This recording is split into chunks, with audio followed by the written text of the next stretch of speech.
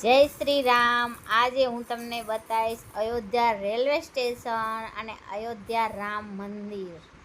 જો કેવું સરસ રેલવે સ્ટેશન બનાવ્યું છે યોગી બાબાએ। રેલવે સ્ટેશન નહીં પણ આપણને એમ લાગે કે એરપોર્ટ છે। જો હું બધાને બતાવું છું। જો આમ જો રામ મંદિર હોય ને, જે રામ ભગવાનનું મંદિર છે ને, અહીંયા રેલવે સ્ટેશનમાં કેવું સરસ છે। જો તમે જો આખું રેલવે સ્ટેશન હું તમને બતાવું કેવું સરસ છે। એરપોર્ટને પણ સાઈડમાં રાખે એવું છે રેલવે સ્ટેશન। જુઓ તમે, જો કેટલી સરસ એલઈડીઓ લાગેલી, વાવ। ઓલી બાજુની સાઈડમાં ટ્રેનના પટ્ટા છે। જો કેવું સરસ છે રામ મંદિર। બીજું બતાવું ચલો। અહીંયા કને રામ ભગવાનની ખિસકોલી છે, જે રામ ભગવાનને રામ સેતુ બનાવવામાં મદદ કરી હતી ને, એ ખિસકોલી પણ બતાવી છે। જો અયોધ્યા રેલવે સ્ટેશનમાં જોઈ લો તમે। આ જો કેવી સરસ છે। એવું લાગે આપણને કે આપણે એરપોર્ટમાં ઉતર્યા છીએ, રેલવે સ્ટેશન લાગે જ નહીં। એનાથી આગળ પણ તમને એટલું સરસ વ્યૂ બતાવીશ, એટલું સરસ રેલવે સ્ટેશન, જે ઉપરની સાઈડમાં છે, પહેલા માળે, આ ગ્રાઉન્ડ ફ્લોર। જો અહીંયા રામ ભગવાનનું ત્રિશુલ, અને આ જો આ રેલવે સ્ટેશન છે। કોઈ કહી શકે કે રેલવે સ્ટેશન છે? આ તો ખાલી આ વિમલના ઠેલા લઈને જાય છે ને, ત્યાંથી એવું લાગે આપણને કે હા આ ઇન્ડિયાનું રેલવે સ્ટેશન હોય એવું લાગે છે। બાકી તો એવું લાગે નહીં કે અહીંયા રેલવે સ્ટેશન છે। જોઈ લો, અમે પણ વિમલના ઠેલા જ લઈને ગયેલા હતા, જોઈ લો। એટલે એવું છે। જો હા, એ જો ઓલા ભાઈએ જાય, હા અમારે પણ વિમલનો ઠેલો જ છે। અમારા સાસુમાં પણ જો અમે લોકો વિમલનો ઠેલો લઈ ગયા। તો કેવી સરસ લિફ્ટ, વાવ। લિફ્ટની સુવિધા પણ એટલી સરસ આપેલી હતી। કેવું લાઇટિંગ છે જુઓ તમે। રેલવે સ્ટેશન, અયોધ્યાનું રેલવે સ્ટેશન એકદમ જોરદાર, એવું ઇન્ડિયામાં તમે ક્યાંય નહીં જોયું હોય એવું સરસ। જોઈ લો, આ છે અયોધ્યાનું કેટલું સરસ રેલવે સ્ટેશન છે। જો આ આવી લિફ્ટ જોઈ લો તમે। રેલવે સ્ટેશનમાં લિફ્ટ કેટલી સરસ છે, આમ જુઓ તમે। આપણને એવું લાગે જ નહીં કે આપણે રેલવે સ્ટેશન છે, આપણને એમ થાય કે આપણે એરપોર્ટમાં છીએ। અને આ છે ગાયત્રી હોમ સ્ટે। જો અહીંયા અમે રોકાણા હતા।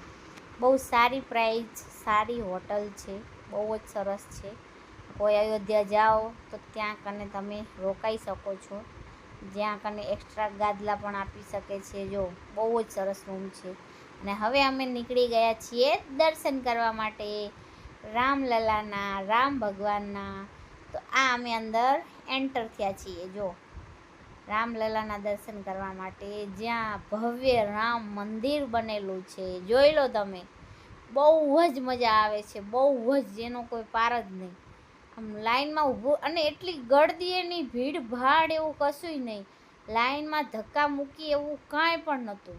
તમે આસાનીથી જઈ અને દર્શન કરી શકો અયોધ્યામાં। જોઈ લો તમે, સામે દેખાય રામ મંદિર, જુઓ તમે, જોઈ લેજો, બધા લોકો દર્શન કરી લેજો।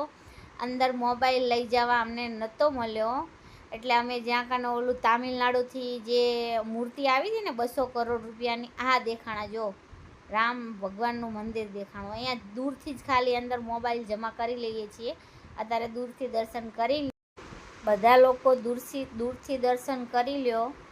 જો સામે દેખાય રામ મંદિર દેવ, જોઈ લો તમે। દૂરથી દેખવા મળશે, દર્શન કરવા મળશે। અને પછી જે તામિલનાડુથી 200 કરોડની જે મૂર્તિ આવી હતી ને, એના અમે તમને દર્શન કરાવશું। બહુ જ એ ભવ્ય મૂર્તિ છે। આ અંદર આખું કોરિડોર છે અંદરની સાઈડમાં। એના પછી આપણા મોબાઈલ જમા કરી લે છે, કેમ કે આપણે કોઈ મોબાઈલ અંદર લઈ ના જઈ શકીએ। ખાલી જે અંદર કેમેરા હોય એનાથી શૂટિંગ થાય। જો અમે ને અમારા સાસુમાં એન્ટ્રી પાડીએ તો જો હા મોજ, હા મજા આવી ગઈ, બહુ જ મજા આવી ગઈ, બહુ જ મજા આવી ગઈ અયોધ્યા રામલલાના દર્શન કરીને। અને મારી બેબી, જે બીજી બેબી છે, એ 4 મહિનાની છોકરીએ રામલલાના દર્શન કર્યા।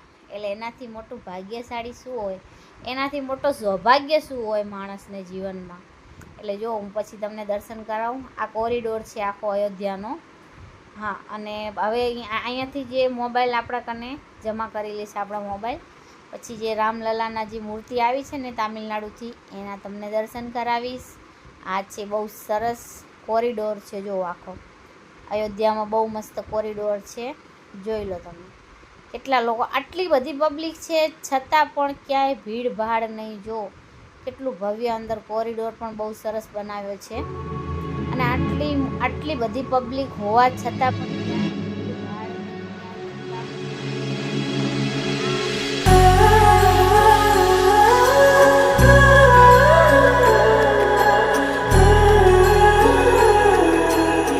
આ કોક બિઝનેસમેને રામ મંદિરમાં દાન આપી છે. આ મૂર્તિનું દાન કર્યું છે. અહીંયા તામિલનાડુથી છેક આવી છે. અહીંયા કને મૂર્તિ આવી છે, તો દર્શન કરી લો બધાએ. જો આ જગ્યાએ તમારો મોબાઈલ જમા કરાવવાનો રહેશે.